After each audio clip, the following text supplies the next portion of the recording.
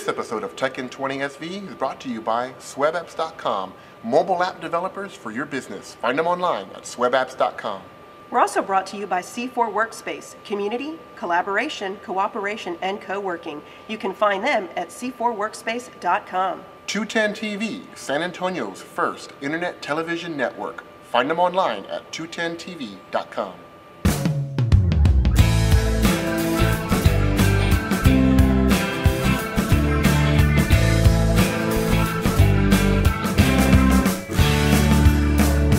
Welcome to episode 21 of Tech in 20 SV.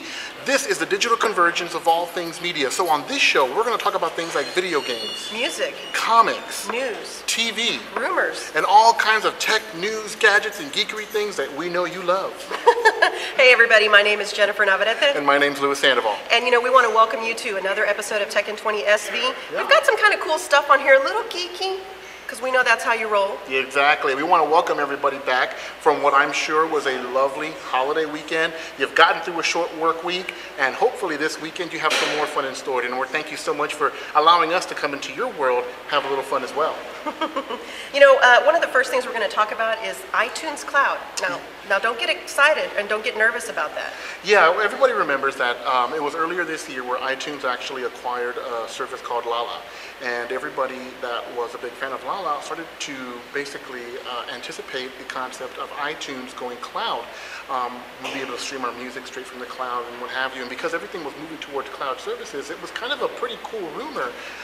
But it seems like all the wishing and all the wishing in the world just is not going to make this happen. And as of today, it's kind of been squashed. Well, I mean, but this happens so often. You see big companies like Google, big companies like Apple, they buy these up-and-comers, which, by the way, if I were an up-and-comer and they bought me, I'd be like, see you later, cash my check, I'm out of here, good luck with that, which is all fine and dandy. But for those folks who really love the service, it turns into somewhat of a tragedy. Yeah, and you know what, it actually... the hang-up actually occurs where pretty much any IP property or intellectual property gets hung up. It's in the licensing. Mm-hmm. You know, that's one of those things where it becomes very sticky issues. Of course, lots of money is going to be paid out. Everybody has to be in agreement, especially when it comes to money. As much as we would love iTunes to be in the cloud and being able to stream these services, because, you know, one of the things that I have always griped about in terms of iTunes servers on their mobile devices is that I'm a huge fan of the radio stations in the iTunes desktop platform. I was about to talk about that. Pandora, yeah. I mean, that works. Exactly, and why can't Apple find a suitable replacement or an alternative to the Pandora, the Last FMs, by providing their own streaming radio service, which they already provide on their laptop and desktop services? Right. I'm just really frustrated that they haven't found a way to integrate that, or if they have, they're not doing it. Or it's not something that's easily accessible, that's for sure. I would love to have an iTunes station that I can carry with me all the time and not just have to be tied to my desktop. I agree. What about the iPad? Do they have it for the iPad? No, they don't. It'd be nice if they did. Yeah, exactly, because as more and more people integrate these mobile devices into their lives, specifically the Apple devices, you know, we look for an experience that is supposed to replicate our desktop experience, mm-hmm. You know? They did a great job with the apps in the App Store. I mean, for me, I have not missed anything yet. I've been able to do word processing. I can look at, you know, Excel spreadsheets. I can have fun with the games. I mean, I can do all sorts of stuff that I would do on my desktop. I just can't stream through their proprietary software. I have to think that this is going to come to play eventually. It's I going hope. to. I mean, it'd be crazy for it not to happen. A lot of people were probably asking, you know, why would you want some kind of radio station, you know, if you have your own music in iTunes? Well, a lot of the times, you know, yeah, you can build your own radio stations, but I think the whole concept of stations or services like Pandora, Last FM is the discoverability.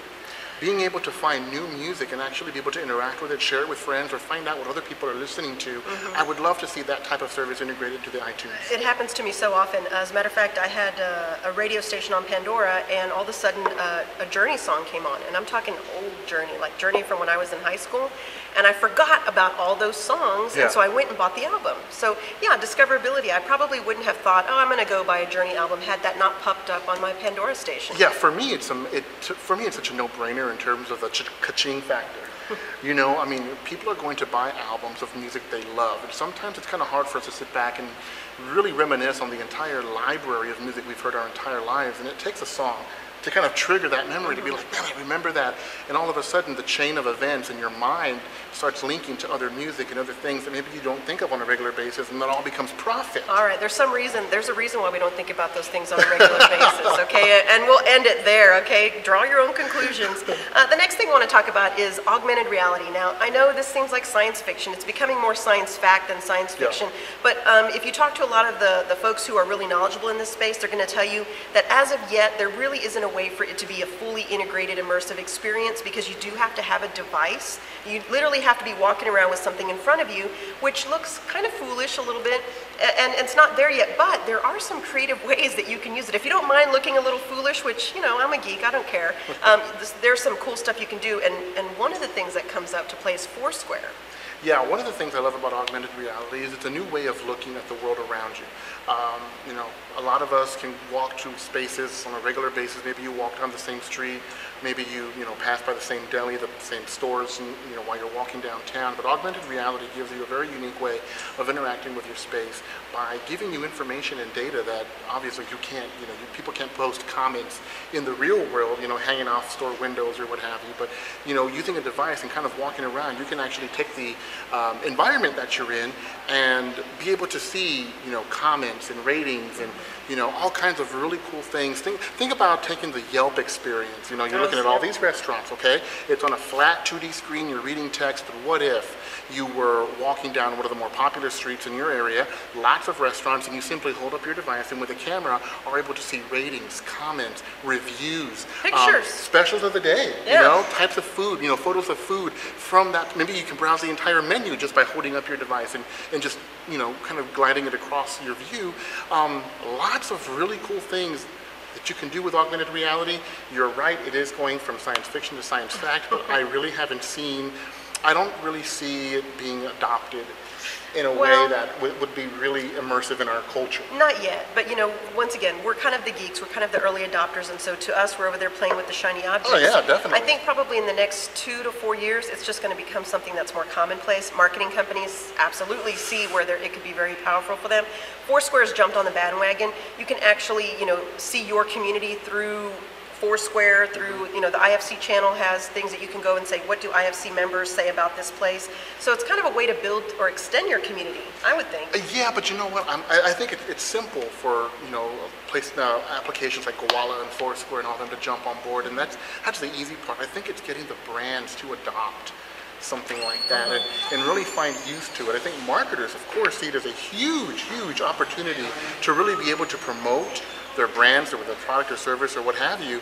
But I think, if I'm a manager of a store, my first question is, okay, I don't use this, how does it work? What is it going to do for me? And I think it's going to be that gap in understanding that's really going to be kind of the hurdle that it's really going to have to jump.